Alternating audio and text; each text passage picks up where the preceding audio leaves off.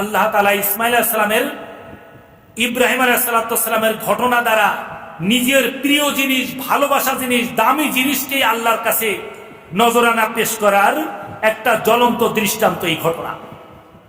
মোহতারাম হাজিরিন, অনেক বুজুর্গানে কেরাম কুরবানি করতো সারা বছর একটা গাভী, একটা খাসি বা একটা দুম্বা, একটা ষাঁড় সারা বছর লালন পালন করে, সারা বছর ওকে গোসল করায়, খাওয়ায় দাওয়ায়, লালন পালন করে।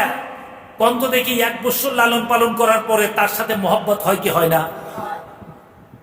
আর আমি একটা গরু বাজার থেকে কিনে নিয়ে এসে আমি জবাই করলাম, 1 বছর লালন পালন করে জবাই করা আর বাজার থেকে নগদ টাকা দিয়ে কিনে এসে জবাই করার মধ্যে পার্থক্য আছে না নাই? তাই বলে আবার বুঝেন না যে বাজার থেকে কিনে নিয়ে এসে জবাই করলে মনে হয় হবে না, তা না।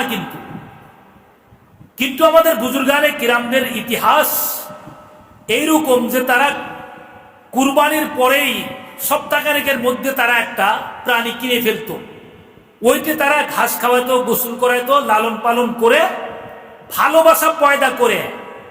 ওই ইব্রাহিম আলাইহিস সালাম যেরকম ইসমাইলের প্রতি তার দরদ আর ব্যথা, এই ব্যথার কিছুটা একটা কারিশমা যাতে এখানে প্রকাশিত হয়, এইরকম একটা মহব্বতের বিকাশ ঘটানোর জন্যই বুজুর্গানে কেরাম এই আমলটা করতেন যে সারা বছর লালন পালন করে কুরবানির দিনে আল্লাহর নামে নজরানা পেশ করতেন।